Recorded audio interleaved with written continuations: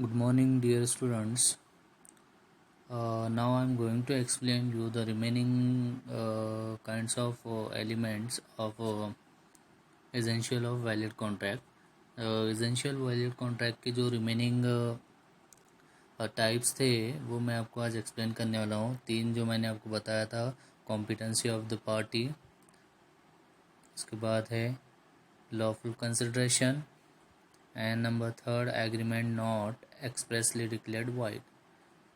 मैं आपको ये तीनों भी इमेजेस ये फाइल गूगल क्लासरूम पे ऐड करने वाला हूँ। आप ये भी रिटर्न नोट्स के लिए रखिए। चलो मैं आपको एक्सप्लेन करता हूँ कि एक्चुअल में कॉम्पिटेंसी ऑफ द पार्टी ये भी क्या है। It is one type of essential valid contract. जैसे कि ऑलरेडी मैंने तीन बता चुका था, अभी ये तीन मैं आपको बता रहा हूँ। तो सिर्फ आपको ये याद रखना है कि अगर एग्ज़ाम में पूछता है explain the essential valid contract, तो आप ये छः जो टाइप्स है ये एक्सप्लेन करना आप अपने तरीके से, जैसे कि मैं आपको एक्सप्लेन कर रहा हूँ। सो देखिए, कॉम्पिटेंसी ऑफ द पार्टी क्या होता है। The competency of the party is the one of the essential element of the valid contract. मैंने आपको ऑलरेडी बता दिया था कि ये क्या है, एक एसेंशियल का ही टाइप है, एक एलिमेंट है।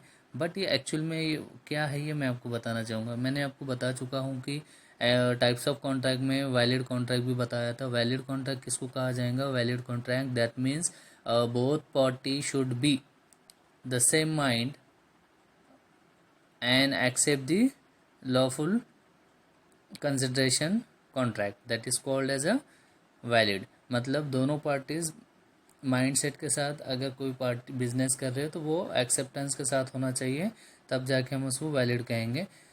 तो यहाँ पर भी कॉम्पिटेंसी का मतलब हो रहा है कि वैलिड कॉन्ट्रैक्ट ही होना चाहिए जब आप कोई पार्टीज कर रहे हो। जैसे कि the capacity of party to the contract mean the legal ability to the party to enter into the contract. मतलब आप जो भी बिजनेस कर रहे हो वो एक लॉफुल कॉन्ट्रैक्ट के अंदर ही आपने चलना चाहिए। लॉफुल कॉन्ट्रैक्ट के अंदर ही आप वो परफॉर्म करोगे। मानो एक पार्टी परफॉर्म कर रहा है, सेकंड नहीं कर रहा है, तो ये लॉफुल कॉन्ट्रैक्ट में नहीं आएगा, ये कॉम्पिटेंसी ऑफ पार्टी में नहीं आएगा।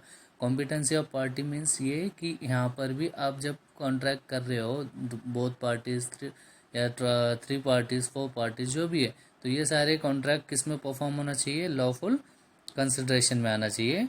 और कॉम्पिटेंसी ऑफ पार्टी उसी को कहा जाता है। सो गेटिंग दिस, तो समझ में आया ये क्या है actually competency of the party. Okay, next lawful consideration. Lawful consideration क्या है? लॉ बोले तो क्या कि एक लीगल फॉर्मेलिटीज़ है, एक्सेप्ट होना, लीगली आप काम कर रहे हो, that is called as a lawful. मतलब आप कोई, मानो कि आप बस में बैठ गए हो, तो बस में बैठने के बाद आप एक लॉ के अंदर आ गए कि बाबा आप बस में बैठे हो, टिकट ले रहे हो, टिकट ले रहे हो, आफ्टर डैट कुछ इंसिडेंट होता है, तो आप अगर प्राइवेट बस में बैठ रहे हो तो वो लीगली परफॉर्म नहीं होगा। बट आप वही चीज़ गवर्नमेंट कोई सरकारी बस में बैठ रहे हो और आफ्टर डैट कुछ इंसिडेंट हो जाता है, तो आपके पास वो टिकट क्या है? आपका एक लॉफुल कंसिडरेशन है। जैसे कि आपके साथ कुछ हादसा हो जाता है तो आप उसके तहत उस चीज़ को परफॉर्म कर सकते हैं। जो भी आपका कंपनसेशन होगा, नुकसान हुआ होगा, वो आप वहाँ से रिटर्न कर सकते हैं। तो that is the mean of lawful. मतलब कंसिडरेशन का मतलब है कि दोनों भी पार्टी यहाँ पे क्या होना चाहिए? Should be considerated as as a enforceable law. मतलब अब मानो कि मैं आपको एक्सप्लेन करता हूँ कि लॉफुल कंसिडरेशन क्या होता है। द टर्म्स कंसिडरेशन में be define as the price paid by one party for the promisee of the other. मतलब एक पर्सन है, उसकी जो कंसिडरेशन के बारे में बताया जा रहा है कि बाबा अगर आप कुछ प्राइस पेड कर रहे हो एक पार्टी को, दूसरे प्रोमिसरी को, मतलब देने वाला जो है कौन है? पेड करने वाली पार्टी को क्या कहा जाएगा? प्रोमिसरी। और जो ले रहा है उसको क्या कहेंगे? प्रोमिसर। ठीक है, तो यहाँ पे दोनों चीज़ें क्या हो रही? कंसिडरेशन हो रही। देने वाला भी कुछ चीज़ें पेड कर रहा है और लेने वाला भी ले रहा है, that is called as a lawful consideration. ठीक है, an agreement is a legally enforceable only when each of the parties is to give something and get something. मतलब यहाँ पे क्या बताया जा रहा है कि एग्रीमेंट जो है, आप जो भी एग्रीमेंट का मतलब क्या है मैंने आपको बता चुका था। Agreement means what? Offer plus acceptancy. मतलब आपको किसी ने ऑफर किया और आप वो एक्सेप्ट कर रहे हो बाय लीगली इन्फोर्सेबल लॉ, तो वो क्या हुआ? आपका दोनों की तरफ से वो जो भी परफॉर्म कर रहे हो वो इन्फोर्सेबल लॉ के अंदर कर रहे हो, ठीक है। The N agreement is legally enforceable only when each of the parties is to give something and get something. This something give or obtained is the price for the promisee and is called as a consideration. मतलब आप जो भी चीज़ something you are giving and something you are taking, so that is called as a, you are considered as a lawful consideration. Getting this? Only this consideration are valid which are lawful. मतलब ये consideration जो है valid है और इसके अंदर ही आप lawful consideration में आप वो परफॉर्म कर रहे हो, subject to this certain exception and agreement without consideration is void. मतलब दोनों पार्टीज में से कोई एक कंसिडर नहीं कर रहा है, एक्सेप्ट नहीं कर रहा है, तो वो जो लॉफुल कंसिडरेशन क्या माना जाएगा? वाइड। Wide means nothing. मतलब आप ऐसे पर्सन से कॉन्ट्रैक्ट कर रहे हो, एग्रीमेंट कर रहे हो जो कि ना समझ हो सकता वो दिमागी हालत से मेंटली डिस्टर्ब हो, तो वहाँ पे वो कॉन्ट्रैक्ट नहीं माना जाता, उसको वाइड कॉन्ट्रैक्ट किया जाता है, वो लीगली इन्फोर्सेबल लॉ में नहीं आता है। Getting this? तो दिस इज द से fifth one essential element of the valid contract. Next is agreement not expressly declared wide. मतलब आपका जो एग्रीमेंट है सिर्फ ना ही कि वाइड डिक्लेयर करने के लिए, मतलब आप जो भी एग्रीमेंट करोगे तो हो सकता दोनों पार्टीज भी आप सेम माइंड से हो, एक्सेप्ट कर रहे हो, लीगल फुली वर्क कर रहे हो, तो that is the agreement expressly declared.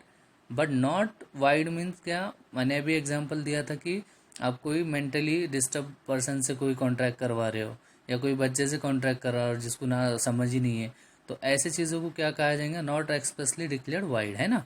तो देखिए यहाँ पे बताता हूँ, the agreement must not have been expressly declared void under Contract Act section 24 to 30 specify certain type of agreement which have been expressly declared void. There are, देखिए section number 24 और 30 ये यहाँ पे स्पेसिफाई किया गया है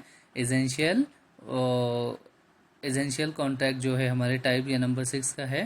तो agreement not expressly declared wide, इसका सेक्शन नंबर कॉन्ट्रैक्ट नंबर क्या आता है? कॉन्ट्रैक्ट एक्ट 24 to 30 ये स्पेसिफाई किया हुआ है और इसी के अंदर आपके जो भी वर्क होंगे एक्सप्रेसली डिक्लेयर्ड होंगे, ठीक है। देखिए अब यहाँ पे कुछ दिए हुआ है, देयर आर, यहाँ पे कुछ पॉइंट्स हैं। Agreement is restraint of the marriage, agreement is a restraint legal proceeding, agreement in agreement in the restraint of the marriage, agreement in the restraint of legal proceeding, agreement in the restraint of trade and an agreement by way of wages। देखिए यहाँ पे क्या बताया गया, agreement आप marriage कर रहे हो तो दोनों एग्री हो तभी वो लॉफुल कंसिडरेशन होगा, declared as a expressly agreement होगा।